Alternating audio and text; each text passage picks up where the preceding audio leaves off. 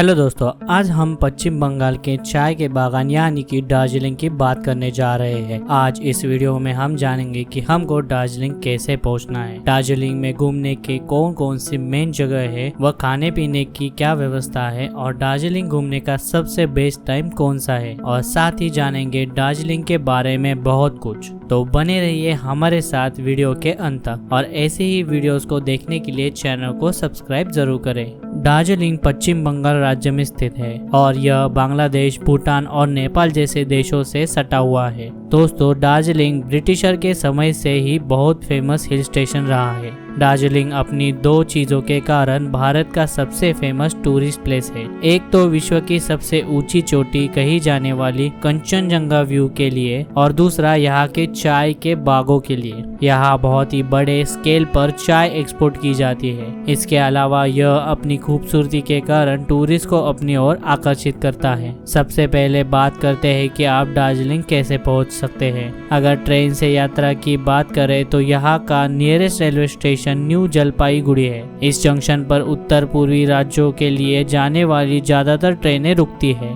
यहाँ से दार्जिलिंग की दूरी लगभग 75 किलोमीटर है। रेलवे स्टेशन से शेयरिंग टैक्सी करके आप 2 से 3 घंटे में दार्जिलिंग पहुँच सकते हैं। शेयरिंग टैक्सी में आपको 400 से 500 रुपए चार्ज लगेगा। सबसे सस्ते विकल्प के लिए आपको रेलवे स्टेशन से 3 किलोमीटर दूर सिलीगुड़ी बस स्टैंड पर जाना है। फिर वहाँ से बस पकड़कर आप दार्जिलिंग पहुँच सकते हैं। बस का किराया लगभग 100 से 150 रुपए है। सड़क मार्ग के रास्ते दार्जिलिंग पहुंचने के लिए आपको सिलीगुड़ी के रास्ते दार्जिलिंग पहुंचना होगा। सिलीगुड़ी तक पहुंचने के लिए भारत के कई बड़े राज्यों से सीधी बस सेवा उपलब्ध है। सिलीगुड़ी से आगे आप शेयरिंग कैब, टैक्सी या फिर बस के द्वारा दार्जिलिंग पहुंच सकते हैं। बात करें हवाई जहाज द्वारा तो दार्जिलिंग का सबसे करीबी एयरपोर्ट बागडोगरा एयरपोर्ट है। यह एयरपोर्ट दार्जिलिंग से लगभग 88 किलोमीटर की दूरी पर स्थित है, जहां से आप किसी भी कैब या प्राइवेट टैक्सी के द्वारा लगभग 3 घंटे के सफर के बाद दार्जिलिंग पहुंच सकते हैं। इसके अलावा एक चौथा ऑप्शन भी है जो कि है हिमालयन रेलवे, मतलब toy train. But toy train से दार्जिलिंग जाने में आपको 7.5 घंटे से ज्यादा का वक्त लग जाएगा, और टॉय ट्रेन आपको न्यू जलपाईगुड़ी स्टेशन के पास सुबह 10 बजे मिलेगी,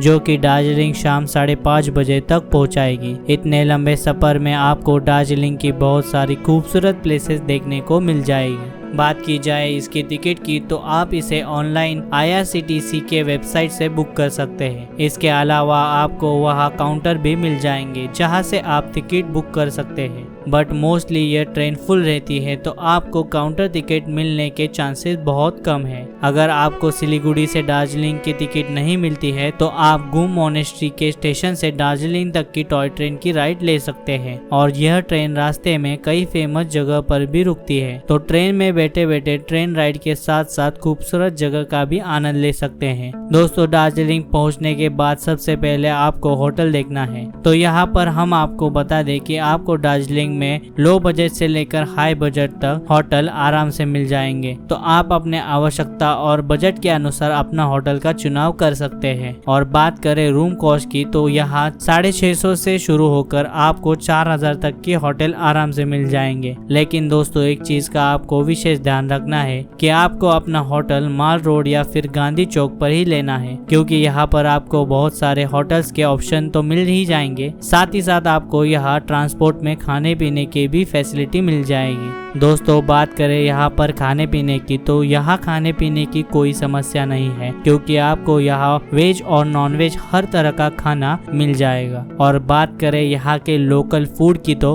दोस्तों, लोकल फूड में आपको यहाँ के रेस्टोरेंट्स और होटल्स में पश्चिम बंगाल का स्थानीय भोजन आपको मिल जाएगा। इसके अलावा देसी से लेकर विदेशी और फास्ट फूड खाना भी आपको अपनी मेन्यू में रख सकते हैं। और रही खाने की कॉस्ट की बात तो 120 से लेकर 150 रुपए तक में आपको एक बढ़िया थाली यहाँ आसानी से मिल जाएगी। दोस्तों, बात करते हैं यहाँ पर घूमने की तो घूमने के लिए आपको यहाँ पर टैक्सी हायर करनी पड़ेगी, जो कि आपको घंटा घर मिलेगी, जो कि मॉल रोड के पास में ही है। और दोस्तों, टैक्सी वाला आपसे 1000 रुपए से लेकर 1200 रुपए चार्ज करेगा, और आपको 5 से 6 किलोमीटर के रेडियस में 7 से 8 टूरिस्ट प्लेसेस घुमाएगा, और शाम को वापस आपको मॉल मॉल रोड ड्रॉप कर देगा। तब वहाँ पे ही मौजूद मॉल रोड मार्केट को भी आप घूम सकते हैं और वहाँ शॉपिंग भी कर सकते हैं। इसके बाद दोस्तों अपने अगले 2 दिन में आपको दार्जिलिंग से 10 से 20 किलोमीटर की दूरी पर जो टूरिस्ट प्लेसेस है उनको विजिट कर सकते हैं। दार्जिलिंग में घूमने के लिए आप प्राइवेट टैक्सी या फिर शेयरिंग टैक्सी बुक कर सकते हैं। यहाँ पर एक बात आपको बता दें कि पूरे दार्जिलिंग टूर पर आप 2 से 3 दिनों के लिए पहले दिन ही टैक्सी बुक कर लें, जिससे आपको टैक्सी का सभी दिनों का किराया काफी सस्ता पड़ जाएगा। तो आइए जानते हैं दार्जिलिंग में कहाँ कहाँ घूमना चाहिए और कौन कौन सी प्लेसेस को अपनी ट्रिप में कवर करनी चाहिए। नंबर 1, टाइगर हिल। टाइगर हिल ये दार्जिलिंग से 13 किलोमीटर दूर स्थित है। यह पहाड़ की चोटी दार्जिलिंग के कंचनजंगा के बाद सबसे ऊंची चोटी है। इस हिल से आप पूरे दार्जिलिंग का खूबसूरत नजारा देख सकते हैं। इस जगह को दार्जिलिंग का सबसे खूबसूरत टूरिस्ट प्लेसेस भी कहा जाता है, क्योंकि यहाँ का सनराइज का सीन बहुत ही खूबसूरत दिखाई देता है। सूरज की पहली किरण जब कंचनजंगा की चोटियों पर पड़ती है तो चोटियों का रंग बदलकर गुलाबी और ऑरेंज नजर आता है। इस अद्भुत नज़ारे को देखने के लिए यहाँ टूरिस्ट आते हैं और इस दृश्य का आनंद उठाते हैं।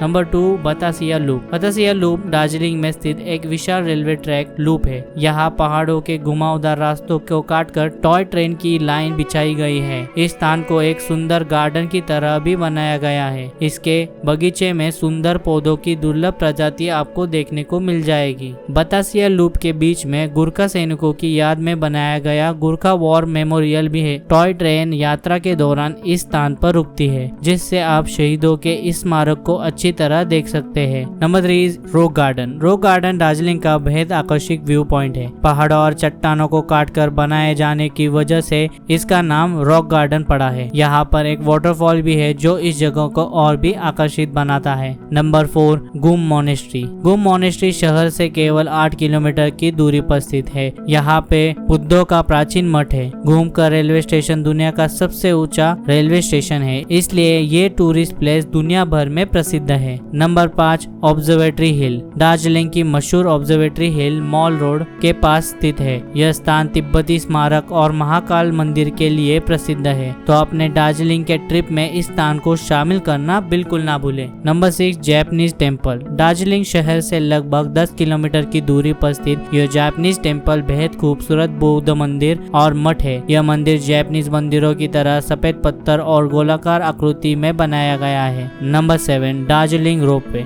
दार्जिलिंग का रोपवे दुनिया भर में प्रसिद्ध है। दार्जिलिंग आने वाले पर्यटक रोपवे की यात्रा का आनंद जरूर लेते हैं। रोपवे पर यात्रा करने वाले सैलानी यहाँ पर मौजूद चाय के बागानों, हरी भरी पहाड़ियों और खूबसूरत वाटरफॉल का लुत्फ उठाते हैं। Number 8, happy T valley. Darjeeling आए और चाय के बागान नहीं देखे तो कुछ नहीं देखा। दार्जिलिंग अपनी स्वादिष्ट चाय के लिए दुनिया भर में प्रसिद्ध है। इनमें सबसे प्रसिद्ध चाय बाग यानी हैप्पी टी वैली है। दार्जिलिंग के लगभग 80% हिस्से पर चाय की खेती होती है। यहाँ पर लोकल गाइड भी मौजूद है जो यहाँ आने वाले टूरिस्ट को जानकारी प्रदान करते हैं। इन सब के अलावा दार्जिलिंग में और भी कई बहुत ही फेमस टूरिस्ट प्लेसेस है जहाँ आप घूम सकते हैं, जैसे मॉल रोड, लाल सिंगोला नेशनल पार्क, तीस्ता और तीस्ता रिवर राफ्टिंग, दार्जिलिंग का wild life zoological park, Nightingale park और विक्टोरिया वाटरफॉल आदि। अब जानते हैं दार्जिलिंग जाने के बेस्ट टाइम कौन सा है। दार्जिलिंग घूमने का सबसे अच्छा समय अप्रैल से जून के महीने के बीच होता है। इस दौरान जब देश के अन्य भागों में खूब गर्मी पड़ती है, तब दार्जिलिंग का तापमान 14 से 18 डिग्री सेल्सियस के बीच होता है। इस दौरान यहाँ भारी संख्या में पर्यटक आते हैं, लेकिन यदि आप और भी ज्यादा ठंडा का लुत्फ उठाना चाहते हैं तो नवंबर से दिसंबर के बीच यहाँ आ सकते हैं। लेकिन मानसून के दौरान यहाँ पर भारी वर्षा होती है और लैंडस्लाइड का भी खतरा होता है, इसलिए इस दौरान पर्यटक यहाँ कम आते हैं। तो दोस्तों ये थी दार्जिलिंग के बारे में पूरी जानकारी। उम्मीद है वीडियो आपको पसंद आई होगी। अगर पसंद आए तो वीडियो को लाइक, कमेंट, शेयर करने के साथ साथ चैनल को सब्सक्राइब कीजिए। हम मिलते हैं ऐसे ही एक्साइटिंग ट्रैवल वीडियोस के साथ। तब तक के लिए बाय बाय।